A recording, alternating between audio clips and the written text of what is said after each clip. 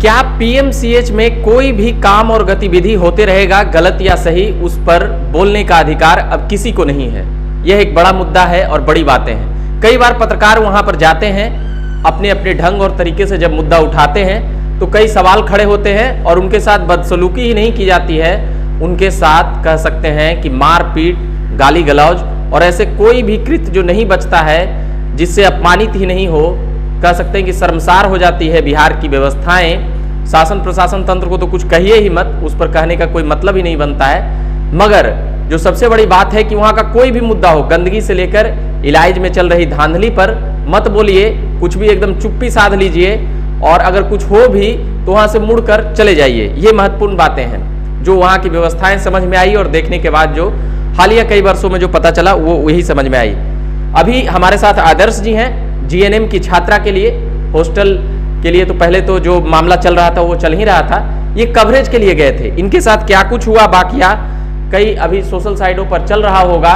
तमाम पत्रकारों ने मुद्दा उठाया है और इनके बातों को लेकर जो मारपीट और जिस प्रकार से बदतमीजी की गई है उसके लिए पहले ये बात है कि आदर्श जी ने जिस हौसले का परिचय दिया और जिस तरह से ये बिहार में घूम घूम करके तमाम मुद्दे उठाया करते हैं, हम लोग भी देखा करते हैं, छोटा भाई के नाते आदर्श जी जिस प्रकार से मुद्दा उठाया करते हैं, बड़े ही निष्पक्षता और शांति से, जिस प्रकार से आज के इस दौर में इन्होंने पत्रकारिता करने का एक जो तरीका, काफी कम उम्र में अपने ढंग और तरीके से कह सकते हैं कि अभी तो पढ़ाई कर रहे हैं मगर वो काम कर रहे हैं।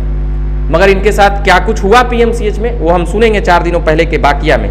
आदर्श जी, पहले तो हम कहेंगे कि आप पे जिस प्रकार से हमला हुआ है और जिस प्रकार से चीज़ें हुई है, इसके लिए हम लोग सभी लोग कह सकते हैं कि काफ़ी शर्मिंदा हैं कि वहाँ पर आ नहीं सके कुछ जानकारी की वजह से और अभी 3 दिन बाद आए हैं। तो इसके लिए पहले माफ़ी चाहेंगे और उसके बाद क्या कुछ हुआ हम वो पहले हालिया बाकिया से लेकर अभी तक सुनना चाहेंगे। हाँ, नहीं देखिए, सूचना उस दिन पहुंच भी नहीं पाया था क्योंकि मोबाइल छीन लिया गया था, लेकिन अब पूरा जो मामला है वो बताते हैं। जीएनएम की छात्राएं लगभग 3-4 दिनों से धरना पे थी और उस दिन हम लोगों को पता चला कि अब अति हो रहा है। अति का मतलब कि लड़कियों को भद्दी भद्दी गालियाँ दी जा रही है, उनके साथ पुरुष पुलिस मारपीट कर रहे हैं, उनके हाथ को टच कर रहे हैं, उनके शरीर को टच कर रहे हैं और जैसा गलत व्यवहार किया जा सकता है वो सब कुछ उन लोगों के साथ हो रहा था। और गए तो सेम चीज़ हो भी रहा था, ऐसा नहीं है कि सुना सुनाई बात है। तो उसको अभी हम लोगों ने रिपोर्टिंग भी नहीं किया था, मात्र 2-3 छोटा छोटा क्लिप बना होगा बिना आवाज़ दिए, एक छोटा सा लाइव हुआ होगा बिना आवाज़ दिए, वहाँ की स्थिति को दिखाने के लिए। प्रशासन के लोगों ने मना किया, हम लोगों ने बंद कर दिया, कहा कि जब बाकी चूंकि मीडिया के और बंधु वहाँ थे नहीं और हम लोग के पास इतना क्लिप हो चुका था कि अगर वहाँ हम लोग हल्ला नहीं भी करते, वहाँ अगर रिपोर्टिंग नहीं भी करते तो सच दिखा देते अपने स्टूडियो में आके, अपने ऑफिस में आके।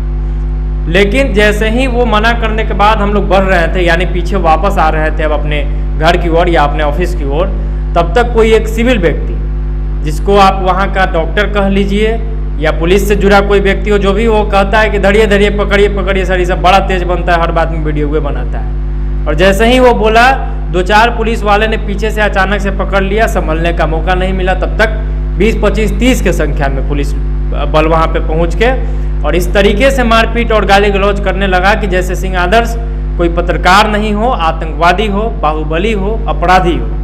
हाथ में माइक नहीं हो, हाथ में बंदूक हो, गले में आई कार्ड नहीं हो, गले में बम का गोला लेके गया।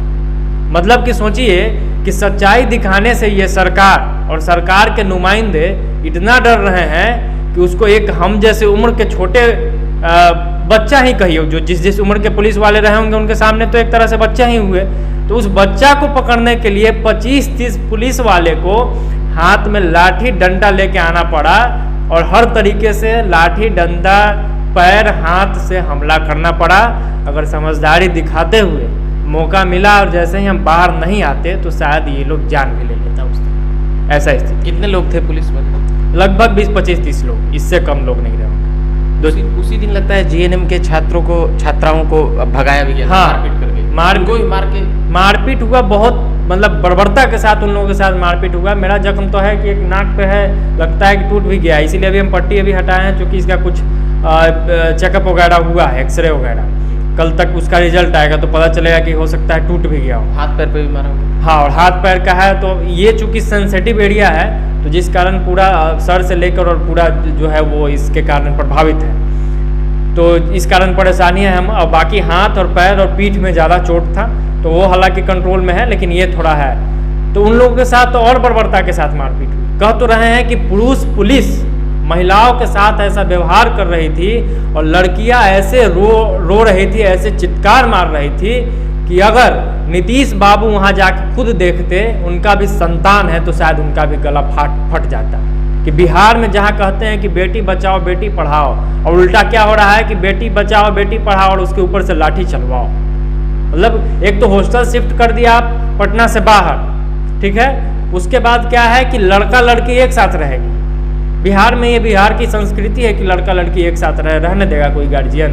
कोई लड़की तैयार होगी बिहार की कोई बेटी? ऊपर से उनको जब पीएमसीएच आना होगा पढ़ने या किसी काम से, तो उतना दूर बस से आइए, और जब इसका वो विरोध कर रही है तो उस पर आप लाठीचार्ज कर रहे हैं। और जब उस लाठीचार्ज को, यानी उस गलत रवैया को कोई पत्रकार कवर करने जाता है, हम तो वहाँ बम तो नहीं ना पटकने गए थे माइक लेके, सच्चाई ही ना सामने आ जाता। अगर आप गलत नहीं कर रहे थे, अगर मान के चलिए आपके नज़र में लाठी चलाना सही है, तो दिखाने देते हमको। अगर लड़कियों के साथ आप गलत नहीं कर रहे थे, सब कुछ सही ही हो रहा था, तो दिखाने देते, आपका ही अच्छा इमेज जाता ना कि आप बहुत अच्छा व्यवहार कर रहे हैं बिहार के बेटियों के साथ। कुछ तो ऐसा गंदा कर रहे थे, कुछ तो ऐसा गड़बड़ खेल हो रहा था, जो एक छोटे से पत्रकार जैसा कि लोग कह रहे हैं, तो उससे डर लग गया भाई। तो अगर पूरा मीडिया जगत पहुंच जाता तो क्या हाल होता है ये लोग का। और ऐसे भी पीएमसीएच में लोगों को नया नियम लगाए हैं, सुनने में आया कि पत्रकार वहां नहीं जा सकते। परमिशन का वहां थी क्या? तो पत्रकार अगर नहीं जा सकते हैं तो गेट पे काहे नहीं रोके हमको? माइक और आई कार्ड पहन के गए थे, हाथ में माइक था। उतने बड़े पत्रकार नहीं है कि 4 चक्का से एंट्री लिए थे। तो जब वर्ल्ड बेस्ट अस्पताल में जब ये गुनाहगार वाला चीज है, माइक ले जाना गुनाह है, तो ये कैसे हथियार लेके हम पहुंच गए? माइक वाला हथियार, ये जो बम का गोला, जिस आई कार्ड को पत्रकार के प्रेस वाले पट्टा वाले आई कार्ड को आप समझते हैं, तो गोला लेके पहुंच कैसे गए? हम गेटे पे रोक लेते। तो मतलब यही है ना कि पत्रकार को पहले जाने देना है और अंदर घेर के पीट देना है, कि मनोबल टूट जाए कि नीतीश बाबू के खामियां को, इस सरकार की खामियां को, बिहार की खामियां को लोग नहीं दिखा पाए। यही चाहते हैं ये लोग। बिहार में इस तरीके से आप सोचिए कि कहते हैं कि एशिया का बेस्ट अस्पताल है, वर्ल्ड बेस्ट सुविधा देते हैं हम। तो जब आपका घर इतना सुंदर है, आपका घर इतना ही भाई, तो शान से दिखाइए ना। आप तो हम जैसे पत्रकारों को आमंत्रण दीजिए कि आओ पीएमसीएच दिखाओ दुनिया को कि वर्ल्ड बेस्ट अस्पताल है। लेकिन वर्ल्ड बेस्ट वो है कचरा फैलाने के माध्यम से, असुविधा के माध्यम से और लाठी डंडा चलाने के माध्यम से।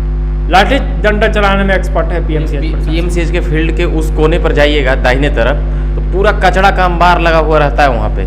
कोई देखने सुन अगर उसको सपोजेड जो इंदिरा गांधी हृदय रोग वाला इलाज वहाँ होता है हार्ट का, फिर उसके इधर आ जाइए, चमड़ा बाट के इधर आ जाइए, मतलब उस सब जगह पे अगर आप कचरा को दिखा दिए तो आप घिर जाइएगा। तब तो शायद तब तो बाहर ही नहीं आने देता है। सोचिए कि मेन गेट से 100-200 किलोमीटर आगे थे, 200 मीटर, किलोमीटर बोला गया, तो 100-200 मीटर जब आगे थे तब वहाँ ये स्थिति हो गया कि अगर भागते नहीं तो मारे जाते। तो उधर तो अच्छा, जैसे मारा तो उसके बाद कुछ ही बोला कि मोबाइल आपका छीन लिया था, मोबाइल छीन लिया, दिया कि नहीं दिया? मोबाइल वहाँ छीन लिया। हमने बोला कि आप एक काम कीजिए, एक तो गलत आप लोग कर रहे हैं, लेकिन फिर भी आप लोगों ने जब मना किया, वीडियो डिलीट कर दिया। हाँ, तो उसके बाद छीना फोन, और थाना में जब हम गए मोबाइल लेने तो मौका पाके उन्होंने मोबाइल चेक करने के बहाने वहाँ से लाइव वीडियो मेरे फ़ोन से डिलीट कर दिया। क्योंकि कुछ क्लिप था वो तो रह गया था, लेकिन जो मेन वीडियो था लाइव उसको इन्होंने डिलीट कर दिया। कोड सब पूछ लिया था? हाँ, सामने में ही कि ये दिखाने के लिए कि फ़ोन मेरा है, इसके लिए इसी बहाने उन्होंने बड़ा प्रेम से मोबाइल खुलवा लिया। और हमको लगा कि चेक कर रहा है भाई फ़ोन, और चेक करने के दौरान डिलीट करने में कितना समय ही लगता है, और लाइव वीडियो रिस्टोर होता नहीं है। मोबाइल का वीडियो गैलरी से अगर डिलीट होता तो वो रिसाइकल बिन में चले जाता, लेकिन लाइव वीडियो डिलीट मतलब परमानेंटली डिलीट।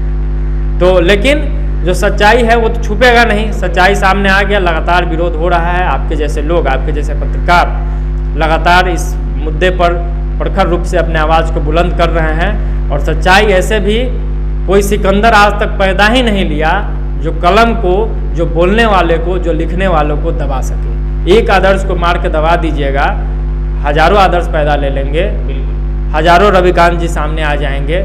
तो सच्चाई दबने वाला नहीं है, आवाज़ उठते रहेगा। और ऐसे भी हौसला नहीं टूटा है, नाक का हड्डी टूटा है, हौसला नहीं टूटा है, ठीक हो जाएगा। 1 महीना 2 महीना समय लगेगा, 1-2 महीना में भी रगड़ते रहेंगे। डेली एगो वीडियो बना ही रहे हैं, रोज रगड़ना है, रोज छोड़ना नहीं है। अभी हम लोग तो यहाँ पे हैं, जरूरत पड़ेगा तो आपके साथ PMCS तो जाते ही रहते हैं। वहाँ के GNM वाला भी मुद्दा भी हम लोग चलाए थे, मगर उससे पहले भी कई मुद्दा चलाए थे, जैसे कि स्टूडेंटों को ये सब वहाँ जाकर बनाते थे। मगर अब क्या है, साल भर से देख रहे हैं, साल 1.5 साल से बहुत ज़्यादा हो गया है। पत्रकार सबको मतलब कि वहाँ जब दिखाने शुरू कर दिया है पूरा चीज़, जैसे कि सोशल साइड वाला जो मीडिया है, जो मेन मीडिया से जो किनारा, हम लोगों को तो मीडिया माना ही भी नहीं जाता है। कितना कहता है अरे ये सब तो फर्जी, ये सब अथी है, जो बातचीत होता है, तो वहाँ पर भी ये सब बातें होती है। मगर अब है कि अब सीधे एकदम आक्रामक हो जा रहा है। देखिए, अभी बताते हैं सरकार का आपको, आप अस्पताल नहीं दिखा सकते, आप सरकारी स्कूल भी अब नहीं दिखा सकते, आप रेलवे स्टेशन भी नहीं दिखा सकते हैं, आप थाना तो दिखाइए नहीं सकते हैं, उतना तो पावड़े नहीं है। तो इसका मतलब सरकार इनडायरेक्ट रूप से हमको आपको कह रहा है कि भाई मेरा अच्छाई दिखा। थाना में तो रगेत देगा अगर कह तो रहे कि सरकारी स्कूल के मास्टर को आप इतना पावर दे रहे हैं कि वो पत्रकार पे हाथ चला दे रहा है, तो पुलिस के पास तो बंदूक और लाठी होता है, वो तो जान से मार भी देगा, पता भी नहीं चलेगा। वही ना कर रहे हैं। तो ये स्थिति हो गया है बिहार में। मतलब बिहार में आप कब तक सुरक्षित है, जब तक आप सरकार का महिमा मंडल करेंगे तब तक आप सुरक्षित है, नहीं तो। और दूसरा चीज़, हम सबको यूनाइट होना होगा, एकता में बल है। आप आदर्श के साथ आइए या नहीं आइए, जो लोग इस वीडियो को देख रहे हैं, लेकिन पत्रकारिता पर हमला जो हो रहा है, लोकतंत्र पे जो हमला हो रहा है, उसके विरोध में जरूर बोलिए, उस पर जरूर लिखिए, उस पर जहाँ तक आप जो कर सकते हैं जरूर करिए। ये बात सही बोले आदर्श की, एक व्यक्ति को पर बोलिए मत बोलिए, मगर जो बातें हो रही है और उठ रही है उन मुद्दों पर बोलिए। और हमारे छोटे भाई के समान है आदर्श जी।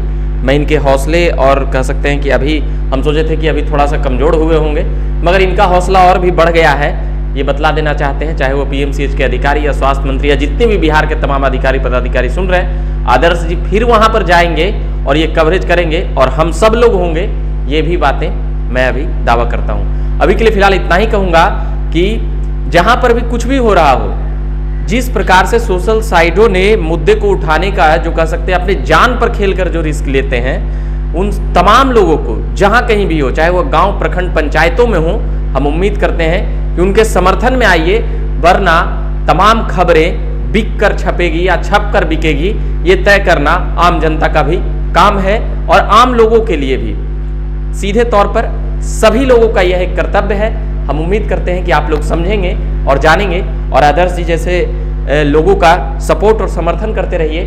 अभी तो इनका अभी नाक का अभी जो पट्टी खुला है, इसलिए अभी थोड़ा ज़्यादा बात कर रहे हैं और इनके हौसले और बातचीत से हमें कहीं नहीं लगा कि आदर्श जी में कोई कमी है। हम उम्मीद करते हैं वो इसी प्रकार से लंबी पत्रकारिता करें। हमसे जो बन पड़ेगा हम उनके साथ खड़ा रहने का प्रयास करेंगे और भी पत्रकार बंधुओं तक ये खबर पहुंचाने का प्रयास रहेगा। आप बने रहिए झकास भारत के साथ। बिहारी करेजा के युवा पत्रकार हैं आदर्श जी और इनकी टीम लगातार काम करते रहे। मैं बधाई शुभकामनाएं दूंगा। अभी के लिए धन्यवाद।